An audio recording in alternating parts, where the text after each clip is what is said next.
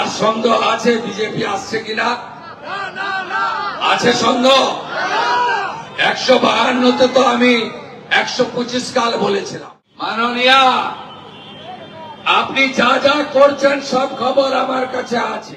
আপনি নন্দীগ্রামে আমাকে একবার দেখেছেন, আর একবার 29 তারিখ ভবানীপুরে দেখবেন।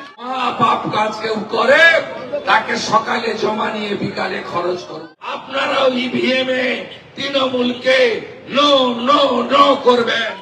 আপনাদের কাছে বিনীতভাবে আবেদন করব যে আপনারা গতকাল যে নির্বাচন হয়ে গেছে প্রথম পর্যায়ে, সেই নির্বাচনের মতো গণতন্ত্রের মহোৎসবে আগামী 29 এপ্রিল সকালবেলা ভোটদান করার জন্য বাড়ি থেকে বেরোবেন। মাননীয়া এত জনপ্রিয় এখানে, তাকে এখন পাড়ায় পাড়ায় বাড়িতে বাড়িতে ভোট চাইতে হচ্ছে। তিনি গত কয়েকদিন এই বিধানসভা কেন্দ্রে পড়ে আছেন। আপনি যতই পড়ে থাকুন, যতই নাটক করুন, এবারে আপনার ভবানীপুর থেকে জেতা হচ্ছে না। ভবানীপুর বিধানসভার জনগণ গত 15 বছরে তাদের এমএলএ কে পায়নি। তার বদলে তারা কাউন্সিলর এবং তোলাবাজ শান্তনু সিনহা বিশ্বাসের ওয়েলফেয়ারের পুলিশদেরকে পেয়েছে, যারা কাটমানি, তোলাবাজি, সিন্ডিকেট এই রাজত্ব ভবানীপুর জুড়ে করেছে। শুধু তাই নয়, হরিশ চ্যাটার্জি, হরিশ মুখার্জি স্ট্রিট কার্যত লুট হয়ে গেছে।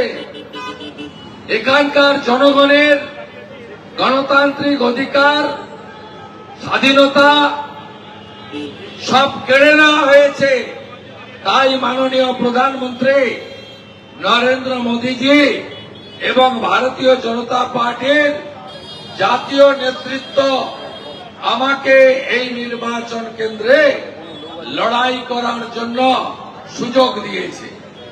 আমি কথা দিলাম, নন্দীগ্রাম দেখেছে এমএলএ কেমন হয়, ভবানীপুর দেখবে এমএলএ কেমন হয়। 8টা ওয়ার্ডে বিধায়কের কার্যালয় খোলা থেকে শুরু করে এই তোলাবাজ কাউন্সিলরদের রাহাজানি, পুলিশের দাদাগিরি এবং এখানে যে লুটের রাজত্ব তৈরি করা হয়েছে, এটা খতম আমরা করব।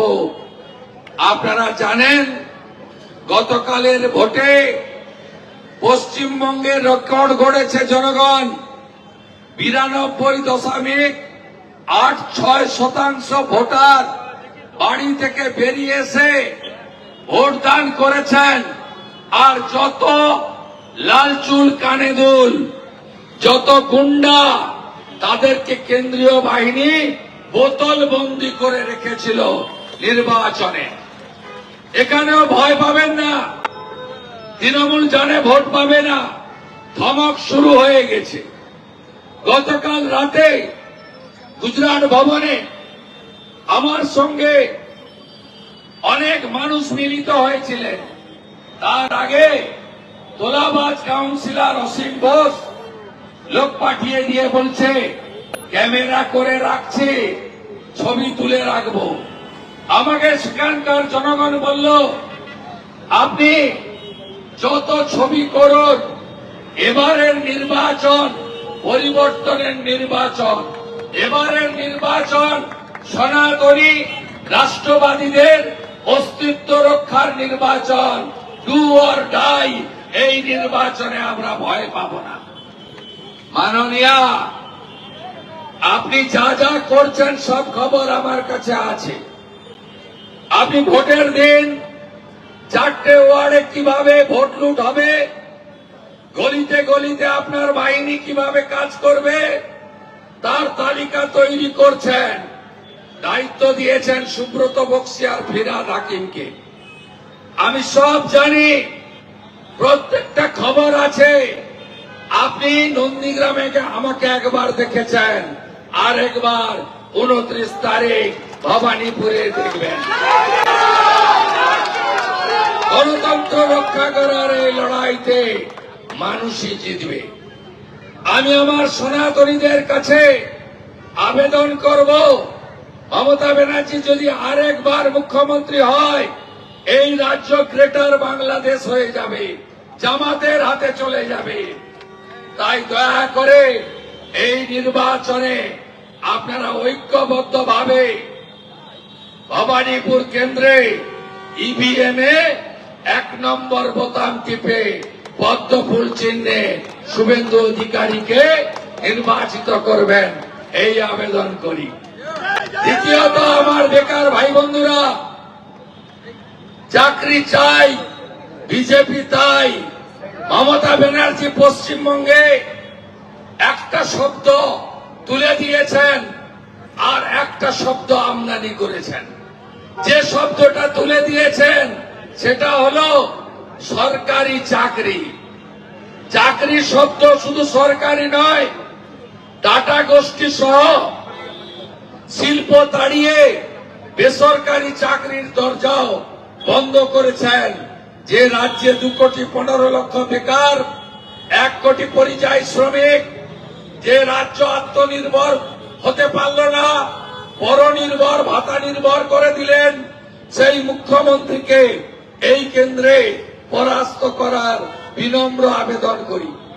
তিনি আমদানি করেছেন ধর্ষণ নামক শব্দটি। মা বোন বেটি তাদের আজকে গোটা রাজ্য জুড়ে মমতা ব্যানার্জির আমলে কোন মহিলা সুরক্ষিত নয়, কোন কন্যা সুরক্ষিত নয়।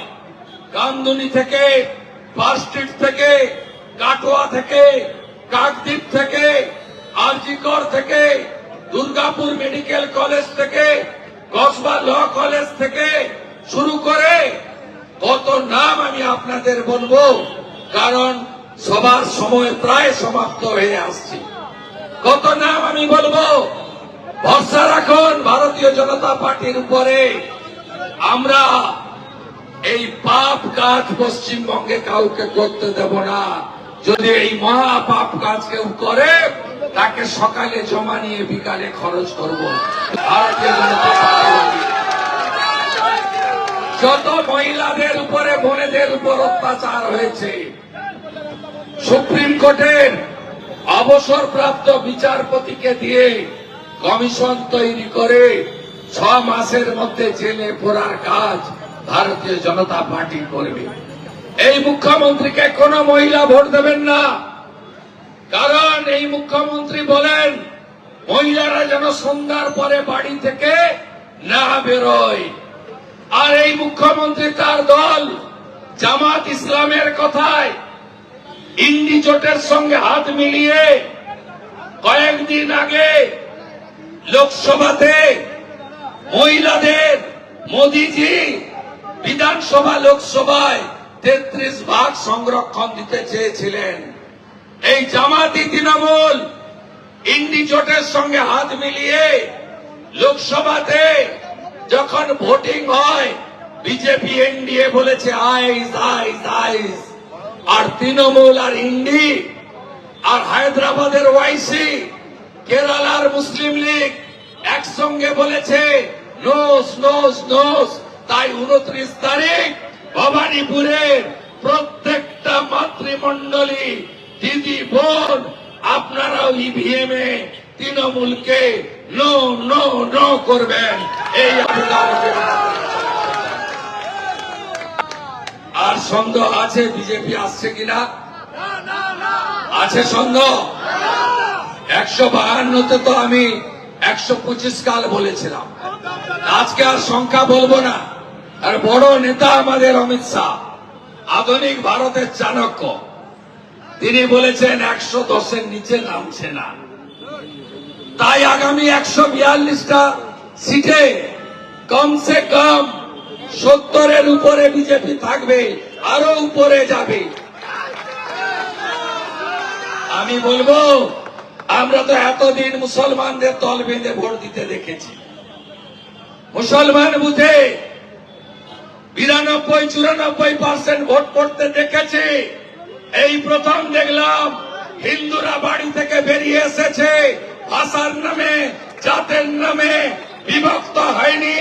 গতকাল সব সনাতনী রাষ্ট্রবাদী বুথে 90%-এর বেশি ভোট পড়েছে।